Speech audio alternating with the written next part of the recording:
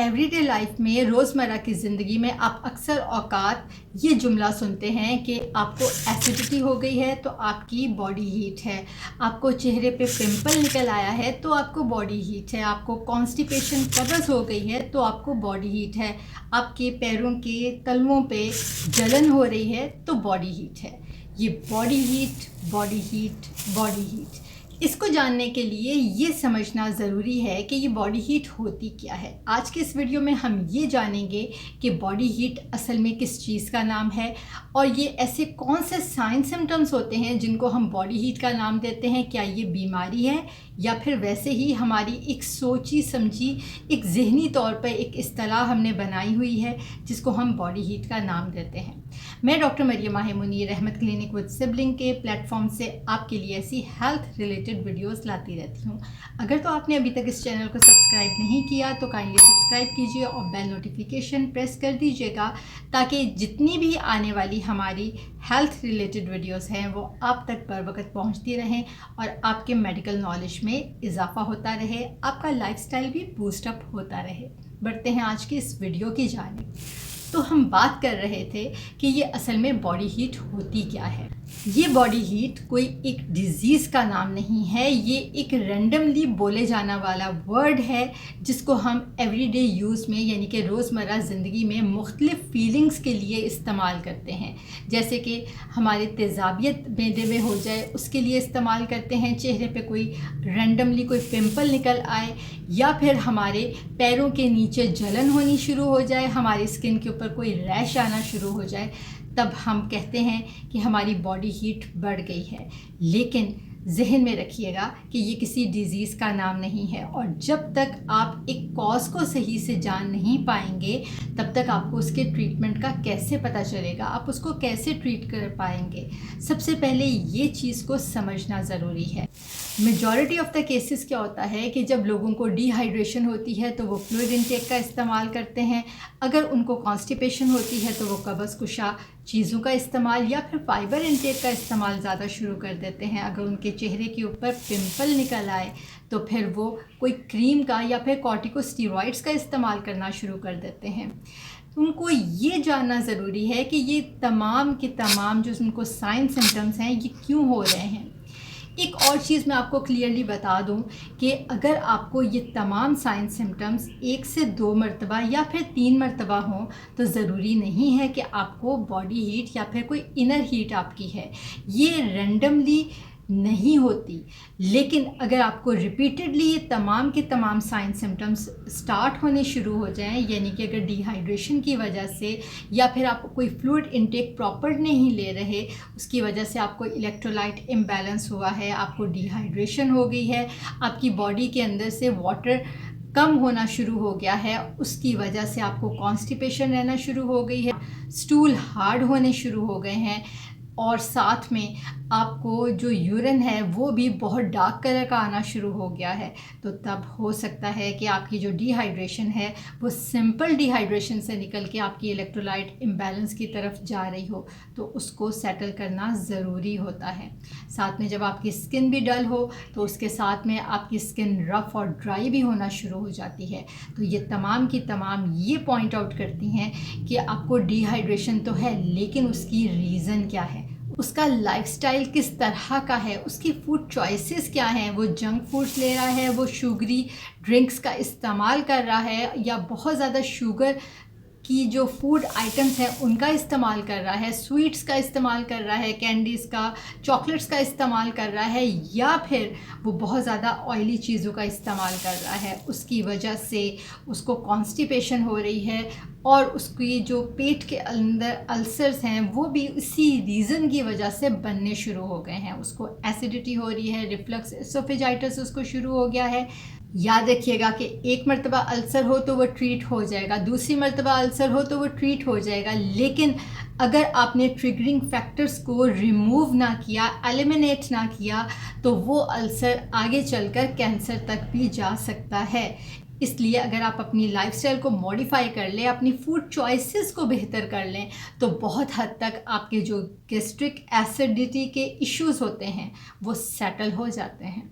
इसी तरह बहुत लोगों को चेहरे के ऊपर पिंपल्स निकलने शुरू हो जाते हैं, मुंह के अंदर अल्सर होने शुरू हो जाते हैं और उनको ये लगता है कि वो कोई स्पाइसी फूड खा रहे हैं जिसकी वजह से ये ट्रिगर हो रहा है। लेकिन कई मर्तबा ऐसा भी होता है कि आपको विटामिन B12 की या विटामिन C की डेफिशिएंसी होती है जिसकी वजह से मुंह के अंदर अल्सर बनने शुरू हो जाते हैं। तो ये रूट कॉज को भी जानना ज़रूरी होता है। सिर्फ ये कह देना कि मुंह के अंदर अल्सर होने से आपकी बॉडी के अंदर इनर हीट हो गई है तो आप कोई ठंडी चीज़ों का इस्तेमाल कर दें तो उसी से ये तमाम चीज़ें सेटल हो जाएंगी, तो ऐसे नहीं होता। कई मर्तबा उसकी जो रूट कॉज होती है वो सिंपल आपकी कोई स्पाइसी फूड नहीं होती, जंक फूड्स नहीं होती, आपकी कई मर्तबा विटामिन की डेफिशिएंसीज भी हो सकती हैं जिसकी वजह से आपको बार बार जो अल्सर होता है वो ट्रिगर हो रहा होता है। लेकिन ये आपको सिर्फ एक अल्टीमेटम दे रहा होता है कि भाई ये अंदर आपकी डिज़ीज़ प्रोसेस एक चल रही है,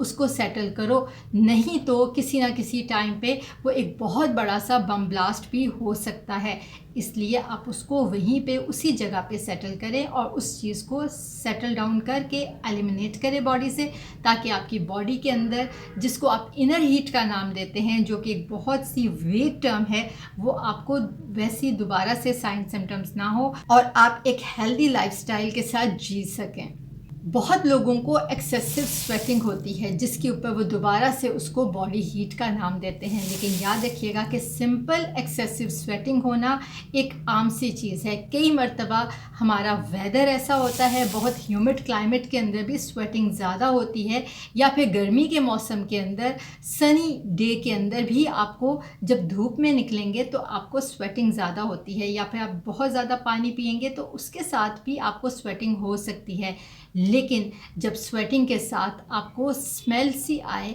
जो कि बहुत अनयूजुअल हो, साथ में आपका यूरिन डार्क होना शुरू हो जाए, आपकी स्किन डल होनी शुरू हो जाए और साथ में आपके स्टूल हार्ड होके आपको कॉन्स्टिपेशन की तरफ आपके साइन सिम्टम्स चलने शुरू हो जाए, तो तब आपका एक अल्टीमेटम होता है कि आपको इस चीज़ को सेटल करना है। ये कहीं ना कहीं पे आपकी अंडरलाइंग कोई डिज़ीज़ प्रोसेस हो रहा है जिसको रोकना ज़रूरी है। इनको बहुत ज़्यादा ट्रिगर करके आपकी हाइपरटेंशन भी कर सकती है जिसकी वजह से हार्ट अटैक भी हो सकता है। इसलिए इस चीज़ को समझना भी बहुत ज़रूरी होता है और इस चीज़ को सेटल करना उससे कहीं ज़्यादा ज़रूरी होता है। पुअर स्लीप एक और रीज़न होती है जो आपकी इरिटेबिलिटी को, मूड स्विंग्स को या फिर आपके हार्मोन्स को भी इम्बैलेंस कर सकती है। उसके साथ भी लोगों को लगता है कि उनको इनर हीट हो गई है। इसलिए आपने स्लीप पैटर्न्स को बेहतर रखना होता है ताकि ये तमाम साइन सिम्टम्स जो हैं ये आपके सेटल हो जाएं, क्योंकि अगर ये सेटल नहीं होंगे तो ये कभी ना कभी जाके आपके हार्मोन्स को भी इम्बैलेंस करके फीमेल्स के अंदर ख़ुसूसन ये PCOS को भी ट्रिगर कर सकते हैं। स्ट्रेसेस भी अपनी लाइफ के बहुत हद तक सेटल करने ज़रूरी होते हैं। अब ये कहना कि भाई किसी इंसान को स्ट्रेस ना हो तो ऐसा नहीं होता, और ना ही एक दो मर्तबा स्ट्रेस लेने से आपके ये हार्मोन्स इम्बैलेंस होते हैं। याद रखिएगा कि जो स्लीपलेसनेस है, यानी कि जिन लोगों की पुअर स्लीप होती है, वो ना सिर्फ उनकी इरिटेबिलिटी करती है, मूड स्विंग्स करती है, बल्कि उनके हार्मोन्स को भी इम्बैलेंस करती है। फीमेल्स के अंदर PCOS के बहुत प्रॉब्लम्स हैं जो कि स्लीप की वजह से, एंग्जाइटी की वजह से होते हैं। लेकिन ज़हन में ये भी रखिएगा कि ये ना सिर्फ फीमेल्स के हार्मोन्स को इम्बैलेंस करते हैं बल्कि मेल हार्मोन्स भी उसी तरीके से उनके इफ़ेक्ट होते हैं और इसको सेटल करना बहुत ज़रूरी है। यहाँ पे इस बात को जानना भी बहुत ज़रूरी है कि एंग्जाइटी सिंपल होने से आपके हार्मोन इम्बैलेंस नहीं होते। बहुत लोगों को ये लगता है कि थोड़े से वो एंग्जाइटी लेवल्स को थोड़ा सा टॉलरेट करते हैं और उनकी जो हार्मोन्स है वो इम्बैलेंस हो जाते हैं, और उनका सबसे पहले ये सवाल होता है कि कहीं पे मुझे PCOS का मसला तो नहीं है, मेरे हार्मोन्स तो इम्बैलेंस नहीं हुए। तो याद रखिएगा कि ह्यूमन बॉडी इतनी भी नाजुक नहीं होती है कि थोड़े से स्ट्रेसेस लेने से आपके जो हार्मोन्स हैं वो इम्बैलेंस हो जाए। कोई ना कोई अंडरलाइंग रीज़न होता है कि कॉन्स्टेंटली उनको स्ट्रेस चल रहा होता है और कई मर्तबा उनकी बॉडी जो है वो उस तरीके से रिस्पॉन्ड नहीं कर रही होती जो आप लोगों ने लाइफस्टाइल अडॉप्ट किया होता है। यानी कि जंक फूड्स खाना उसके अंदर एक बहुत बड़ी रीज़न है। स्लीपलेसनेस भी उसके अंदर एक चीज़ आ जाती है। उसके अलावा